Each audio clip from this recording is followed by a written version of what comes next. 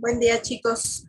Bueno, pues una vez que vimos las características estructurales y funcionales de las moléculas del MHC, así como las características y la organización de los genes del MHC, toca hablar ahora del procesamiento y la presentación de antígeno. Ustedes ya saben que los linfocitos T son incapaces de reconocer antígenos nativos o antígenos intactos. Para poder reconocerlos requieren que ese antígeno esté fragmentado y requieren que esos fragmentos sean de origen proteico. Esto hace necesario que una célula diferente al linfocito T ingiera al antígeno y que en su interior lo procese, es decir, que genere esos péptidos, que genere esos fragmentos de proteínas que en el interior de esas células se van a unir a moléculas del MHC. Luego, ese complejo molécula del MHC más el péptido antigénico unido va a viajar a la superficie de la célula para ser expresado y que de esa manera el linfocito T a través de su TCR sea capaz de reconocer a ese antígeno. Eso es lo que vamos a ver a continuación. Retomando lo que hemos visto en clases pasadas, sabemos que los linfocitos B son capaces de reconocer antígeno en su estado nativo, contrario a lo que sucede con los linfocitos T. A los linfocitos T solamente les es posible reconocer fragmentos de antígenos proteicos unidos a las moléculas del MHC mostrados sobre la superficie de otra célula, por lo que para que un linfocito T virgen se active o un linfocito T efector pueda ejercer su acción, es necesaria la interacción de estos linfocitos T con una célula presentadora. Esa célula presentadora puede ser cualquier célula del organismo que se haya infectado, por ejemplo, con un virus. Sabemos que todas las células nucleadas pueden presentar antígeno, ya que expresan moléculas del MHC clase 1. También sabemos que a estas células no se les conoce como células presentadoras de antígeno, sino que se les llama células blanco o células diana, ya que cuando el antígeno se presenta unido a molécula del MHC de clase 1, será un linfocito T citotóxico el que lo reconozca. Y la función de los linfocitos T citotóxicos es acabar con el problema de raíz, ya que esta célula elimina al antígeno, pero también elimina a la célula infectada. Como la célula infectada se convierte en el blanco de los linfocitos T citotóxicos, pues por eso se les denomina células blanco o células diana. También existen las denominadas células presentadoras de antígeno profesionales, que van a mostrar al antígeno en el contexto de clase 2. Y esta presentación se la harán a los linfocitos TCD4 positivos o cooperadores, los cuales van a ayudar a esta célula a eliminar la infección sin que la célula presentadora sea eliminada. Solamente el agente infeccioso va a ser destruido. Ahora bien, la inmunidad adaptativa se clasifica en dos tipos de acuerdo al tipo de linfocito que esté participando en la respuesta. Estos dos tipos de inmunidad adaptativa son la inmunidad humoral y la inmunidad celular. Los linfocitos B y los anticuerpos son el principal mecanismo de defensa con el que contamos contra patógenos de tipo extracelular. Sin embargo, los anticuerpos son incapaces de introducirse a una célula infectada y ejercer algún tipo de acción sobre el microorganismo intracelular. En ese caso de microorganismos intracelulares, el principal mecanismo de defensa es la inmunidad celular, que incluye a los linfocitos T, tanto cooperadores como linfocitos T citotóxicos. El que nuestras células procesen antígeno y lo presenten en su superficie es un mecanismo muy importante por el cual Los linfocitos T van a vigilar todo lo que esté sucediendo en cada una de las células del organismo. Las células de nuestro cuerpo le muestran de esta manera a los linfocitos T las amenazas de las que podemos ser objeto, como por ejemplo infecciones virales, infecciones con microorganismos extracelulares que han sido endocitados por los linfocitos B o que han sido fagocitados por los macrófagos.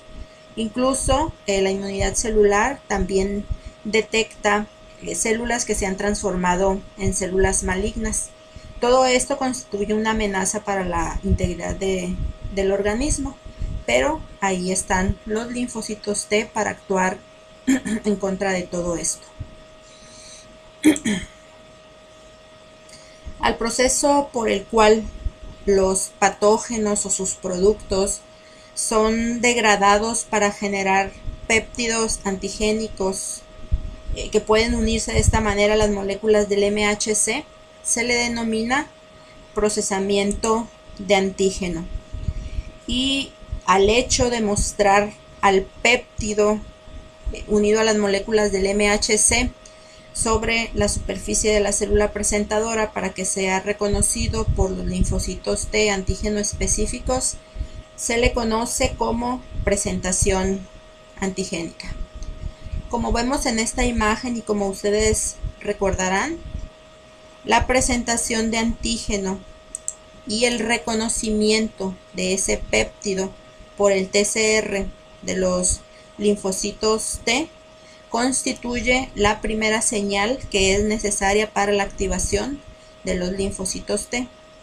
Pero para que un linfocito T se active se requieren 3 señales que, si recuerdan, la segunda es la señal o las moléculas coestimulatorias, de las cuales las más conocidas son la interacción entre CD80 o CD86, conocidos también como B7-1 y B7-2, con CD28. Es una de las moléculas, es una de las interacciones de moléculas coestimulatorias más importante, pero no es la única.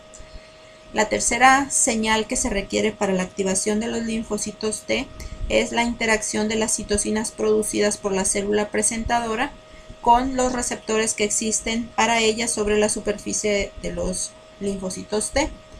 La señal 1 y la señal 2 tienen que ver con la proliferación de los linfocitos T, mientras que la tercera señal tiene que ver con el proceso de diferenciación de este linfocito a un linfocito efector. Si estamos hablando de que este es un linfocito T virgen, la célula presentadora será una célula dendrítica. Cuando este linfocito se transforma en un linfocito efector, otra célula presentadora de antígeno, como por ejemplo los linfocitos B o los macrófagos, podrán presentarle antígeno a este linfocito T efector, porque estamos hablando de un linfocito TCD4. En el caso de que sea un linfocito TCD8 positivo o citotóxico virgen, será también una célula dendrítica la encargada de presentarle el antígeno para poder activarlo. Y cuando ese linfocito CD8 positivo ya sea un linfocito T efector, cualquier célula nucleada infectada será capaz de presentarle el antígeno en el contexto de clase 1. Para que el procesamiento y la presentación se lleven a cabo, el primer paso será la introducción del antígeno a la célula presentadora. Posteriormente, las proteínas del antígeno deben de ser degradadas en péptidos, y una vez que los péptidos han sido generados, estos deben asociarse a las moléculas del MHC clase 1 o clase 2 según corresponda. La degradación y la asociación de los péptidos generados a las moléculas del MHC ocurre en el interior de la célula presentadora del antígeno. Una vez que el complejo molécula del MHC péptido antigénico está formado, este complejo viaja a la superficie de la célula para ser mostrado y que los linfocitos T específicos reconozcan al antígeno. ¿quiénes participan en el procesamiento y la presentación de antígeno? Bueno, hay participación tanto de células como de moléculas. Entre las células que participan en el procesamiento y la presentación de antígeno tenemos evidentemente a las células presentadoras de antígeno, que se abrevia como CPA en español o bien como APC por sus siglas en inglés. Hay participación también de células nucleadas infectadas o células blanco. Hay participación de linfocitos T, tanto CD4 como CD8 positivos, y a nivel molecular participan pues las moléculas del MHC que se encargarán de unir y mostrar al péptido antigénico, el TCR, que es el encargado de reconocer al péptido presentado, moléculas coestimulatorias necesarias para la activación de los linfocitos, así como proteínas y proteasas que participan en el mecanismo de degradación antigénico. Podemos definir a las células presentadoras de antígeno como células que muestran en su superficie al antígeno, a los linfocitos T, y lo presentan en una forma en la que los linfocitos T puedan reconocer a esos antígenos. Una célula presentadora de antígeno debe de ser capaz, primero que nada, de internalizar al antígeno, luego procesarlo en péptidos y expresarlos en su superficie asociados o unidos a las moléculas del MHC de clase 1 o de clase 2. Cuando sea un linfocito T CD4 positivo o cooperador el que esté reconociendo al péptido antigénico mostrado por la célula presentadora de antígeno, todo será felicidad, porque los linfocitos T van a proporcionarle citocinas a la célula presentadora de antígeno para que esta célula pueda eliminar al antígeno. Pero cuando sea un linfocito T citotóxico o CD8 positivo, la célula presentadora de antígeno tristemente será eliminada junto con el patógeno infectante. En esta diapositiva vamos a observar el papel que desempeñan las células presentadoras de antígeno en la respuesta de los linfocitos T. Vamos a suponer que purificamos linfocitos T cooperadores e in vitro los ponemos a interaccionar con el antígeno específico para el receptor de estos linfocitos T cooperadores. Al pasar el tiempo vamos a observar que no hay respuesta de linfocitos T medida como proliferación o como producción de citocinas. Si a esa interacción in vitro le agregamos células presentadoras de antígeno, entonces la respuesta de los linfocitos T se verá claramente. En conclusión, los linfocitos T purificados no responden a antígenos proteicos por sí solos, pero sí lo hacen en presencia de una célula presentadora de antígeno. Esto deja más que claro el papel tan importante que desempeñan las células presentadoras de antígeno en la activación y en la respuesta de los linfocitos T. En esta diapositiva pues insistiré en que todas las células del cuerpo, con excepción de los eritrocitos, son células que pueden presentar antígeno en el contexto de clase 1, pero que a esas células no se les llama células presentadoras de antígeno, sino que se les conoce como células blanco o células diana, ya que son el blanco de la acción citotóxica de los linfocitos TCD8. Existen tres tipos celulares que se conocen como células presentadoras de antígeno profesionales, que se definen así por el hecho de que además de poder presentar antígeno unido a clase 1 por ser células nucleadas, pueden hacerlo en el contexto de las moléculas del MHC de clase 2. Estas células presentadoras de antígeno profesionales son las células dendríticas, los macrófagos y los linfocitos B. Entonces, las células dendríticas, los macrófagos y los linfocitos B son los principales tipos de células involucrados en la presentación de antígenos a los linfocitos T. Estas células pueden variar en la forma en la que capturan al antígeno, pueden variar en la expresión de moléculas del MHC, en la expresión de moléculas coestimuladoras, de moléculas de adhesión, así como en la localización de ellas en nuestro organismo. Por ejemplo, las células dendríticas y los macrófagos pueden ingerir antígeno por fagocitosis, por endocitosis o por macropinocitosis. Los linfocitos B pueden endocitar antígeno vía su BCR. En lo que respecta a la expresión de las moléculas del MHC en las células dendríticas, esta expresión depende de su estado de maduración. La expresión de las moléculas del MHC es baja en las células dendríticas inmaduras, pero es muy elevada en las células dendríticas maduras. Los macrófagos activados por patógenos o por citocinas como el interferón gamma incrementan la expresión de moléculas del MHC. Los linfocitos B tienen una expresión constitutiva de moléculas del MHC, lo que quiere decir que siempre las están expresando, pero esa expresión se incrementa con la activación de los linfocitos B. En el caso de las moléculas coestimulatorias, en los linfocitos B y en los macrófagos, la expresión se induce después de la activación.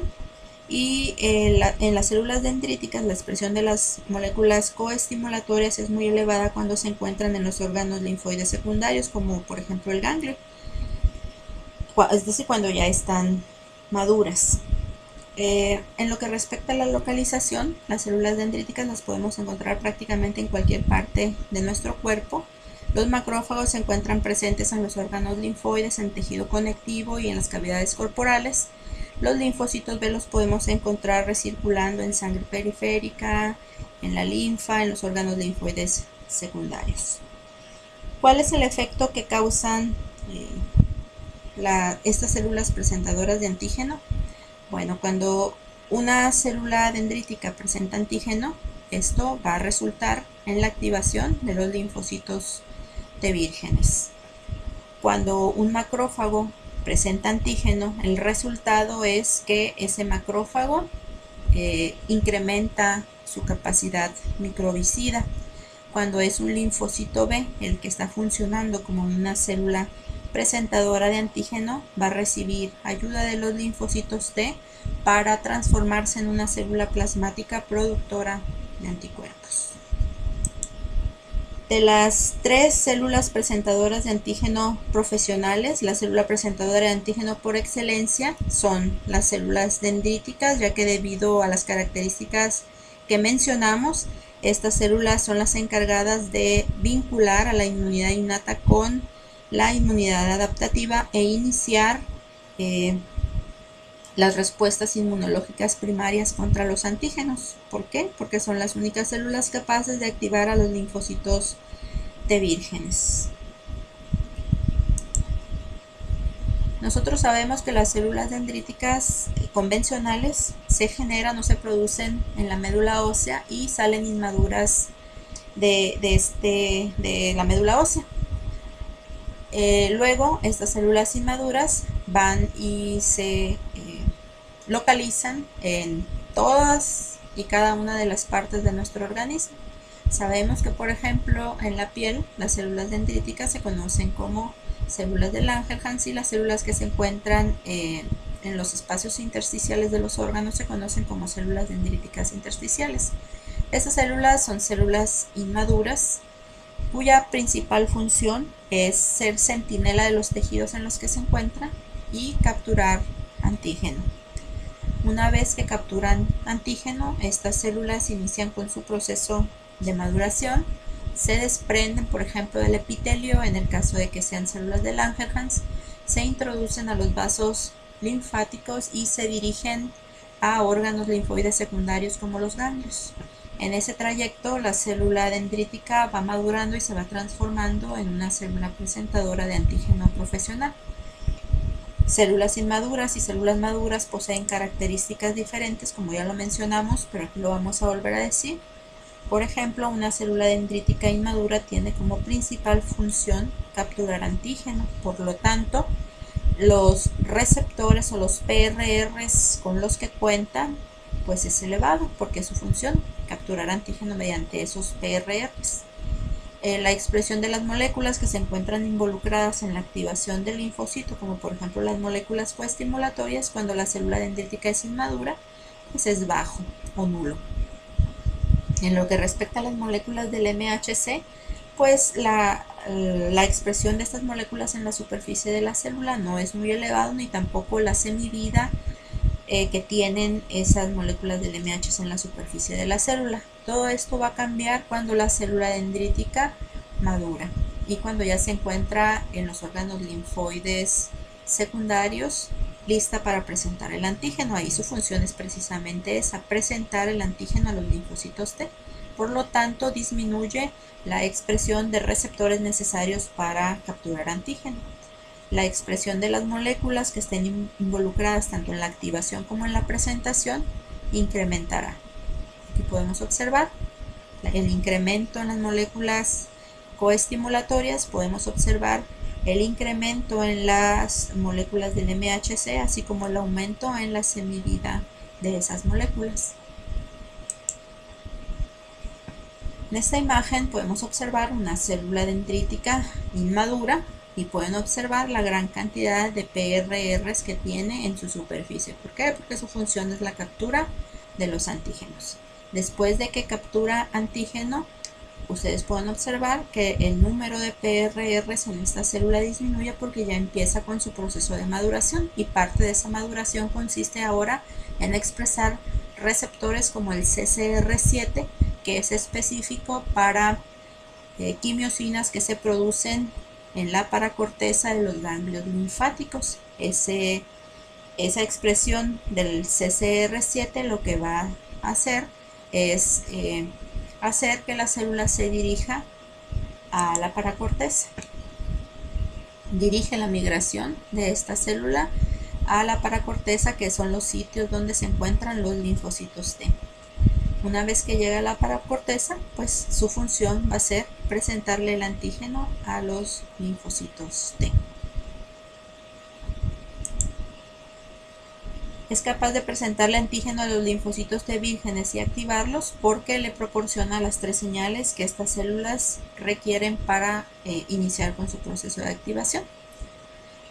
Tenemos a la célula presentadora, que en este caso es la célula dendrítica. Aquí está la primera señal, que es la presentación del péptido antigénico unido a la molécula del MHC, y vemos cómo el linfocito T está reconociendo a través del TCR a ese péptido antigénico. Como es una célula presentadora de antígeno profesional, está presentando por clase 2, entonces este es un linfocito T CD4, porque recordemos que el dominio D1 del CD4, del correceptor CD4, va a reconocer al dominio beta 2 de la cadena beta de las moléculas del MHC clase 2. La segunda señal necesaria para la activación de estas células es la interacción entre las moléculas coestimulatorias B7-1 o B7-2 con CD28. La tercera señal será la interacción entre las citocinas producidas por la célula presentadora de antígeno con el receptor que está presente sobre la superficie de los linfocitos T. Las razones por las que las células dendríticas son las células presentadoras de antígeno más eficientes para desencadenar la activación de los linfocitos T vírgenes son las siguientes. Se encuentran localizadas en sitios estratégicos, es decir, se encuentran localizadas en los sitios por donde generalmente los antígenos penetran. Son células que expresan una gran cantidad de receptores para reconocer al antígeno y poder introducirlo. Son células que una vez que capturan al antígeno no se quedan en ese sitio, sino que migran hacia la zona T de los ganglios linfáticos, es decir, migran hacia la paracorteza. Estas células dendríticas que llegan a la paracorteza de los ganglios, que son los sitios de los linfocitos T, llegan ya maduras y con todo lo necesario para poder estimular y darle las 3 señales que necesitan a los linfocitos T vírgenes.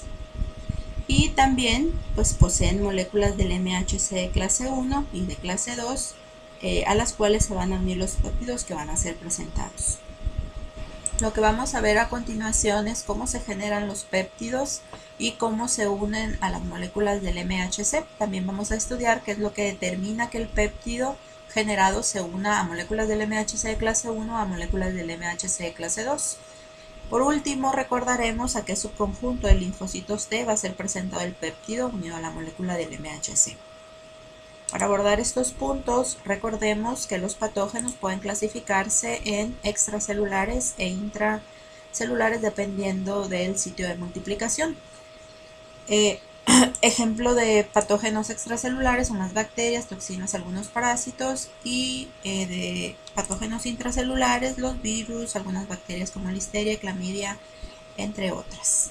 Cuando estos patógenos infectan a nuestras células, pueden localizarse en uno de dos compartimentos principales separados por membranas. Pueden localizarse directamente en el citosol de la célula o bien pueden estar contenidos dentro de una vesícula. En el caso de los patógenos de tipo intracelular, estos se localizan en el citoplasma de la célula, por lo cual se conocen como patógenos citosólicos o bien como antígenos endógenos. Las bacterias, toxinas y parásitos extracelulares pueden ser ingeridos por nuestras células por fagocitosis o por endocitosis. En ese caso, los patógenos se encontrarán al interior de la célula contenidos o limitados en una vesícula que se denomina fagosoma o endosoma. A los patógenos de este tipo se les llama patógenos intravesiculares o bien antígenos exógenos. Vamos con el primer paso en el procesamiento, que es la introducción del antígeno a la célula presentadora. La célula presentadora puede ingerir antígeno por fagocitosis o por endocitosis. Aquí tenemos una figura en la que podemos suponer que esta célula que está aquí es un macrófago. Ese macrófago puede ingerir antígeno a través de un proceso llamado fagocitosis, el cual puede ser mediado por los PRRs que ese fagocito tiene en su superficie y que reconocen diversos PAMs del antígeno. El macrófago también puede realizar fagocitosis facilitada cuando ingiere antígenos que se encuentran opsonizados con C3b o con anticuerpos, ya que este fagocito tiene sobre su superficie receptores específicos para el C3b o para la porción Fc del anticuerpo. En ese caso, en cualquiera de los tres, el antígeno quedará localizado al interior de la célula dentro de una vesícula llamada fagosoma. Ahora vamos a suponer que esta célula es un linfocito B. Los linfocitos B no fagocitan, pero sí pueden endocitar vía su receptor de superficie. En este caso, el antígeno que ha sido ingerido quedará localizado dentro de una vesícula que ahora se denomina endosoma. Las células de nuestro organismo también pueden ingerir antígeno a través de pinocitosis y en ese caso las partículas ingeridas quedarán localizadas dentro de una vesícula que se conoce como pinosoma. Como pueden observar en todos estos mecanismos de captación directa del antígeno, este antígeno quedará confinado dentro de una vesícula, que puede ser un fagosoma, un endosoma o un pinosoma, por lo que hablamos de patógenos vesiculares o intravesiculares o bien patógenos exógenos.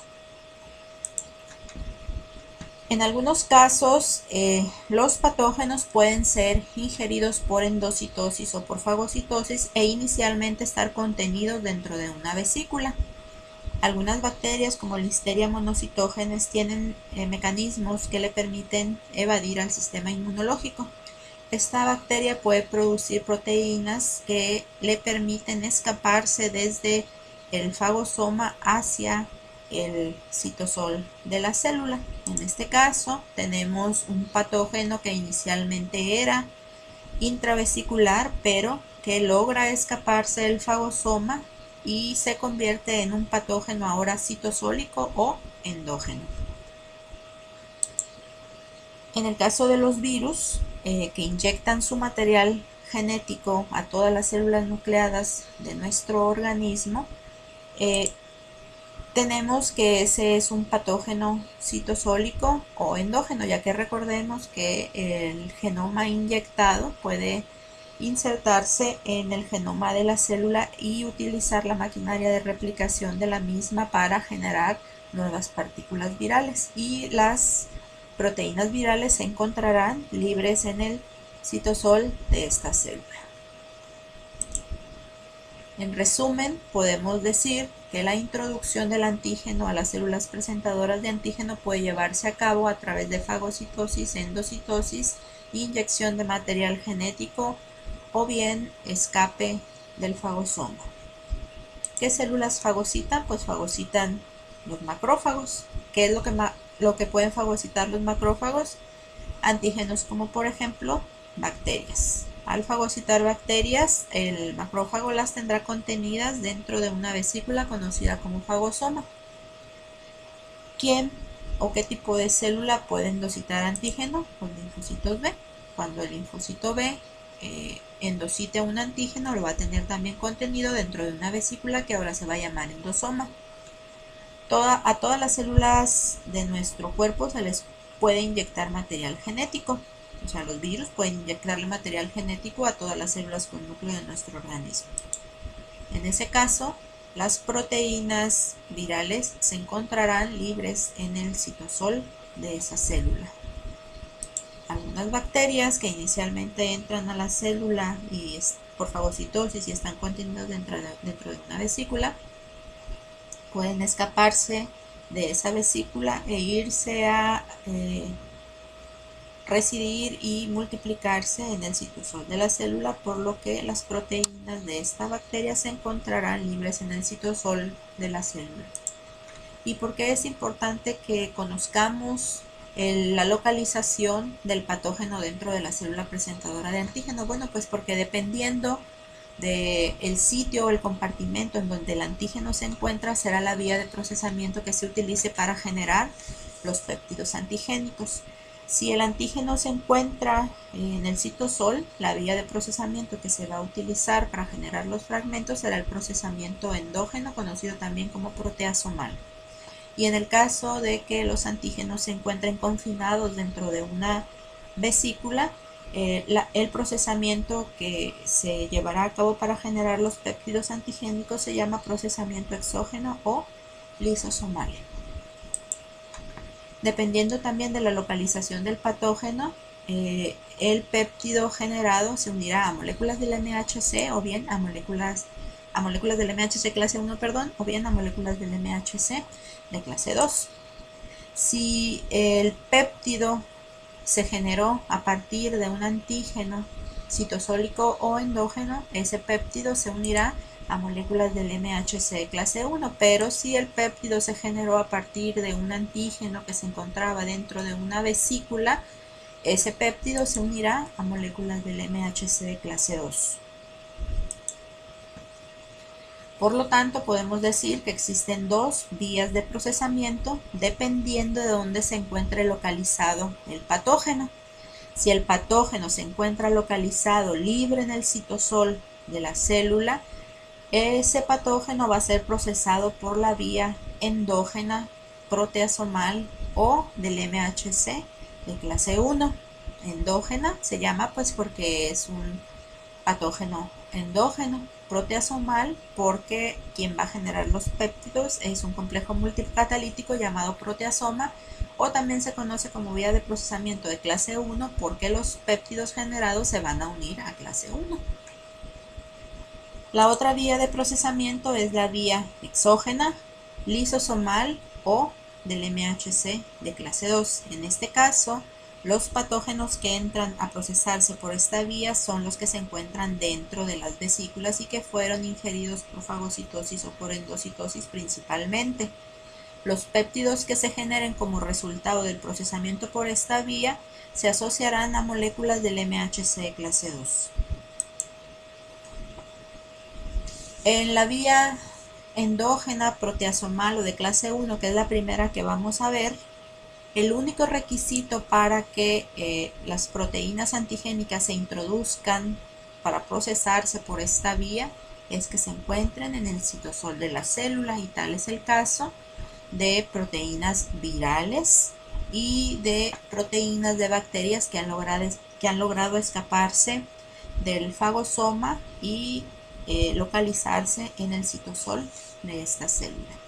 Si estamos diciendo que el único requisito para que las proteínas puedan procesarse mediante esta vía, entonces las proteínas propias de la célula también van a entrar a esta vía de procesamiento, porque nuestras proteínas se encuentran en el citosol de la célula.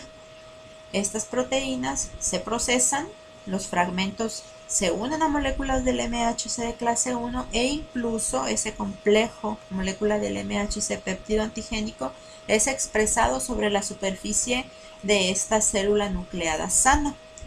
Pero no hay, en teoría o en condiciones normales, no hay linfocitos T que tengan receptores que reconozcan péptidos propios.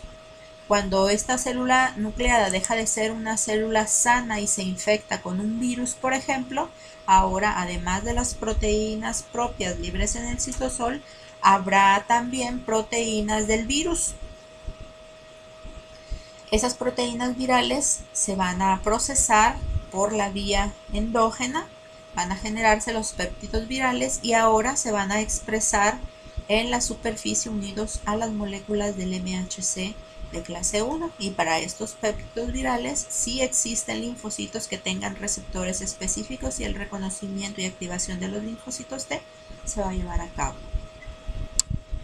En esta diapositiva podemos concluir que la vía endógena es un mecanismo de muestreo del medio intracelular, ya que en condiciones normales o fisiológicas las células presentan péptidos provenientes del procesamiento de proteínas propias, pero durante la infección también hay presentación de péptidos antigénicos.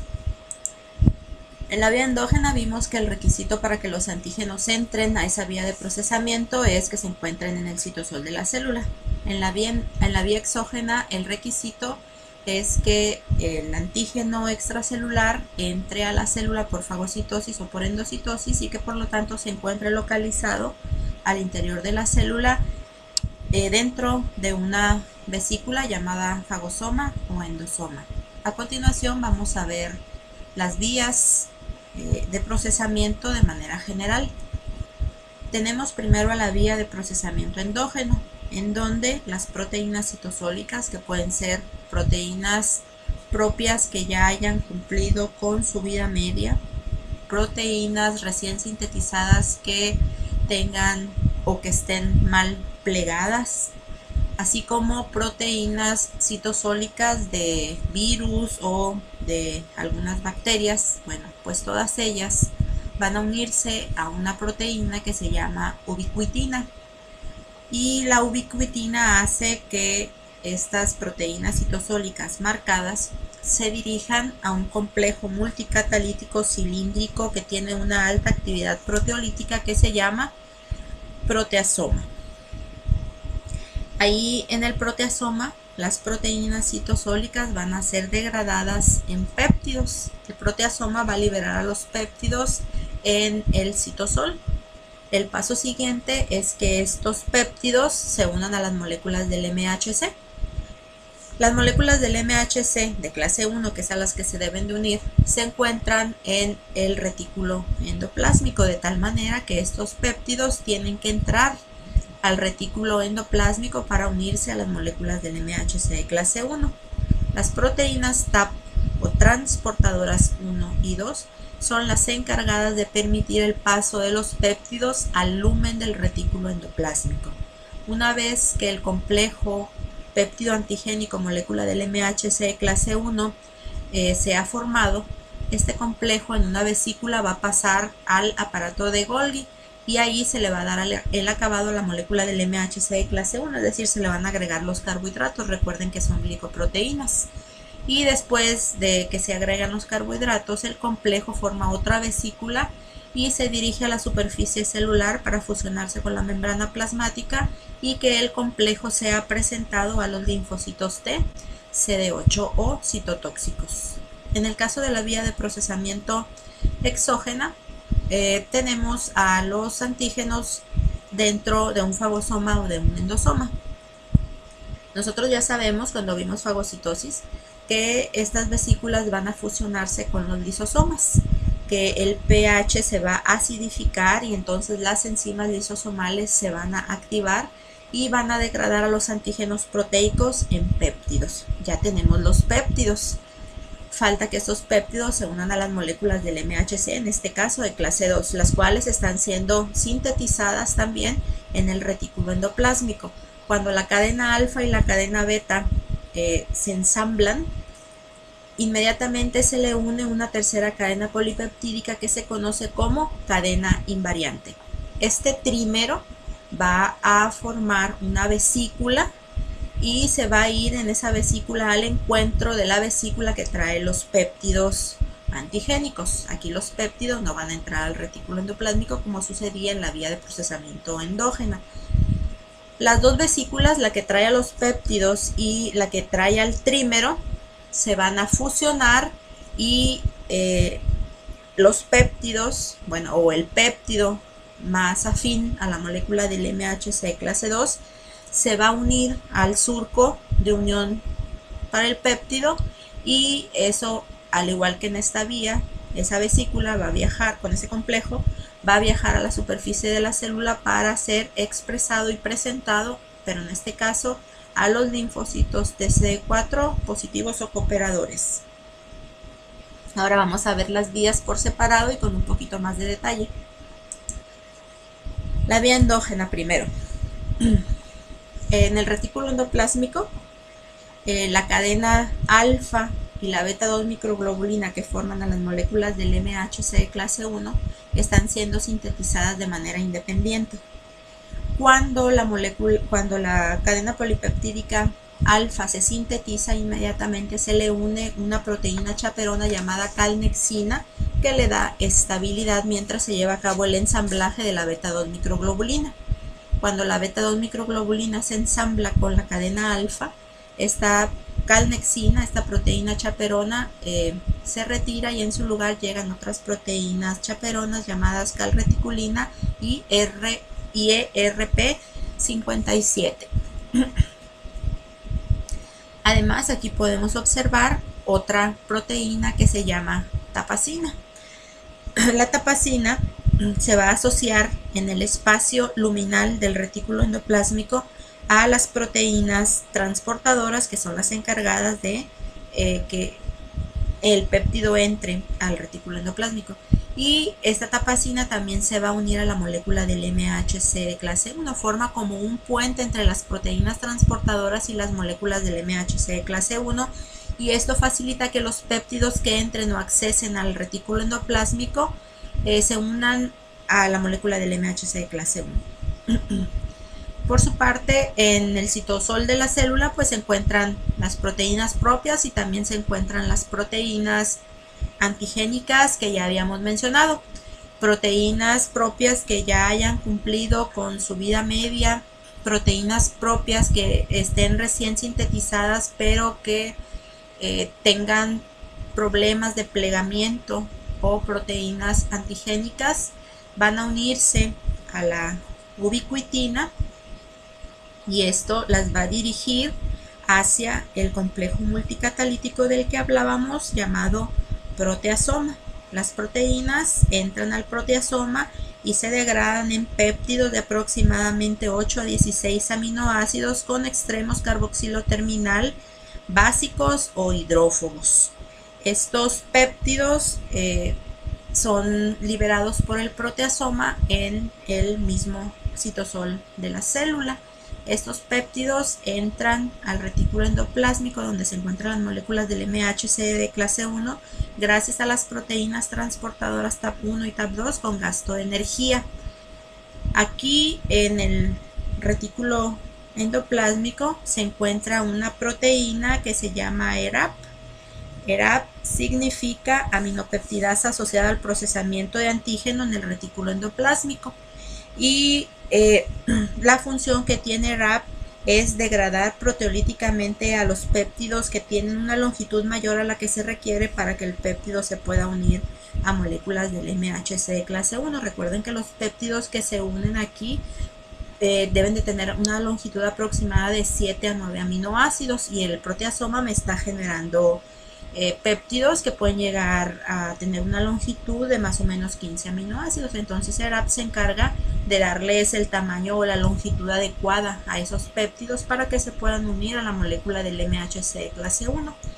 Cuando el péptido idóneo se une a la molécula del MHC de clase 1, se forma, todas las proteínas chaperonas son removidas y el complejo MHC clase 1,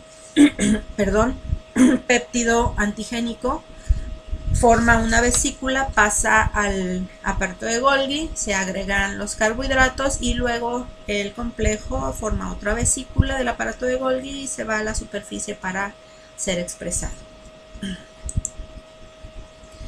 En la vía exógena, pues sabemos que los patógenos que se encuentran en el espacio extracelular son fagocitados o son endocitados. El patógeno queda dentro de una vesícula, luego hay fusión con los lisosomas, el ambiente de la vesícula se acidifica, las proteínas lisosomales se activan y inician la degradación de las proteínas antigénicas a péptidos. Pues ya tenemos la vesícula con los péptidos antigénicos. El siguiente paso es que esos péptidos se unan a las moléculas del MHC de clase 2. Ya sabemos que la cadena alfa y la cadena beta que constituyen a las moléculas del MHC de clase 2 se están sintetizando en el retículo endoplásmico rugoso y que una vez que se ensamblan se le une una tercera cadena polipeptídica llamada cadena invariante.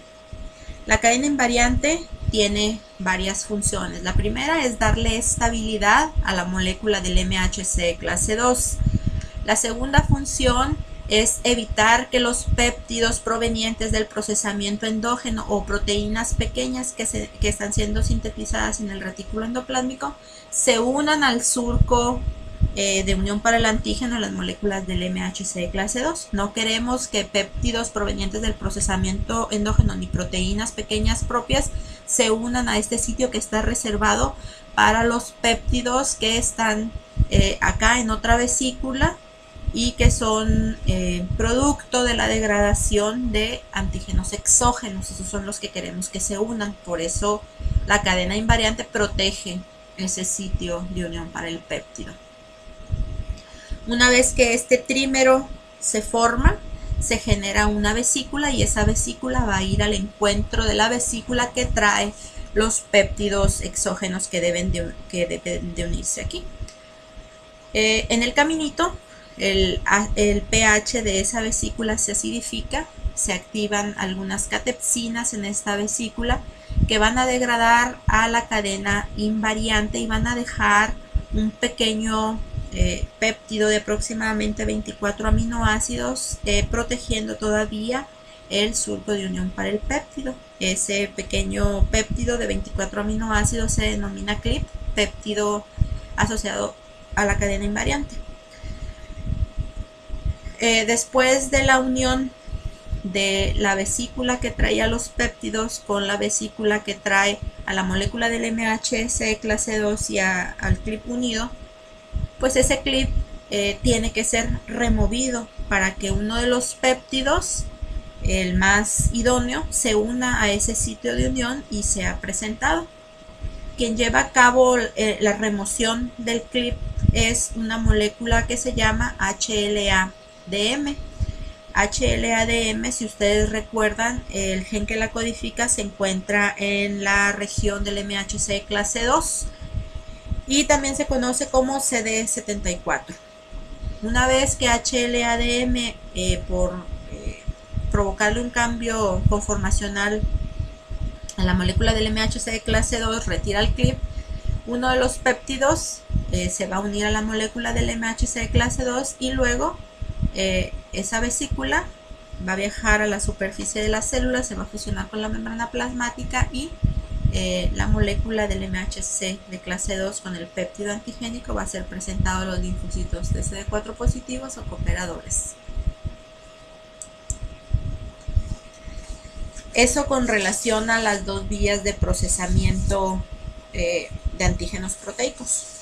Hay otra forma de presentación de antígenos y es la presentación cruzada. Si ustedes recuerdan, en una de las diapositivas anteriores les dije que los linfocitos T citotóxicos o CD8 positivos vírgenes también deben de ser estimulados para activarse por las células dendríticas. Son las únicas capaces de activar tanto a los CD4 como a los CD8 vírgenes. Pero vamos a suponer que sufrimos una infección viral y que ese virus tiene tropismo o infecta hepatocitos. Un hepatocito infectado va a procesar al antígeno, lo va a unir a moléculas del MHC de clase 1 y lo va a sacar a su superficie, pero ese hepatocito es incapaz de estimular a los linfocitos TCD8 específicos para ese virus que sean vírgenes. Tiene que ser una célula dendrítica a fuerza. Entonces lo que va a suceder es que la célula dendrítica va a introducir a la célula infectada. Si la introduce, la va a introducir en una vesícula, y cuando los antígenos son interiorizados a la célula en una vesícula, la vía de procesamiento que se utiliza es de clase 2 y eso se le presenta a los CD4, pero yo quiero estimular a un CD8. Entonces lo que va a suceder es que esos antígenos que estén dentro de la vesícula van a translocarse al citosol de la célula, y de esta manera se va a conseguir que los linfocitos TCD8 vírgenes sean estimulados por las células dendríticas, que son las que les van a brindar las señales necesarias para iniciar la respuesta de esos linfocitos TCD8 vírgenes. Al momento de que se translocan al citosol, pues ya van a seguir la vía de procesamiento endógeno, se van a unir a moléculas del MHC de clase 1 y de esta manera la dendrítica ya puede activar a los linfocitos TCD8 específicos para ese virus unido a las moléculas del MHC de clase 1. Y ya por último vamos a ver la presentación a los diferentes subconjuntos de linfocitos T.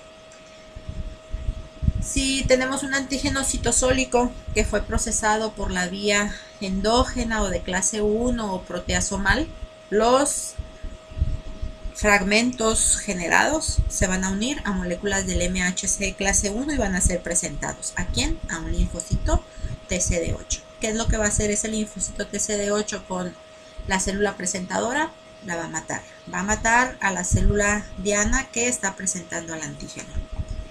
Ahora, si es un macrófago el que fagocitó a un antígeno, bueno, pues ese antígeno que se encuentra dentro del fagosoma va a ser procesado por la vía exógena, lisosomal o de clase 2, y los fragmentos se van a unir a moléculas del MHC de clase 2 y van a ser presentados a los linfocitos T cooperadores de clase TH1, porque los TH1 son los que le van a proporcionar al macrófago la citosina necesaria, que es el interferón gamma, para que este macrófago se active e incremente todas sus capacidades microbicidas y de esta manera puede eliminar al antígeno. En el caso que sea un linfocito B el que endocitó un antígeno y lo depositó en su interior en un endosoma, ese antígeno va a ser procesado de igual manera por la vía exógena, lisosomal o de clase 2. El fragmento antigénico generado se va a unir a moléculas del MHC de clase 2 y va a ser presentado en este caso un linfocito cooperador, pero de tipo TH2, para que este linfocito TH2 le dé las citocinas interleucina 4, 5, 10, 13 a este linfocito B para que se transforme en una célula plasmática productora y secretora de anticuerpos, y que esos anticuerpos a su vez vayan, busquen al antígeno y favorezcan o promuevan su eliminación.